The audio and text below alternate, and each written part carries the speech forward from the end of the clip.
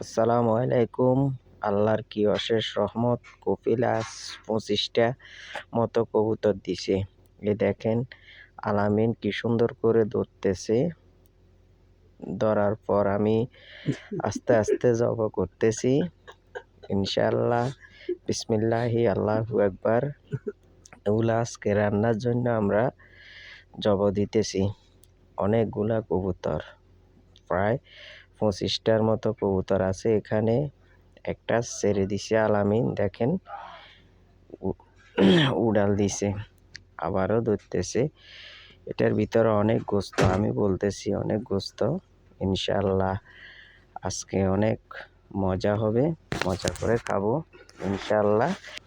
অবশ্যই সবগুলা জবাই দিয়ে ধুয়ে নিয়ে আসছি। আনার পর আলামিন কুচাইতেছে, ছোট ছোট করে পিস পিস করতেছে।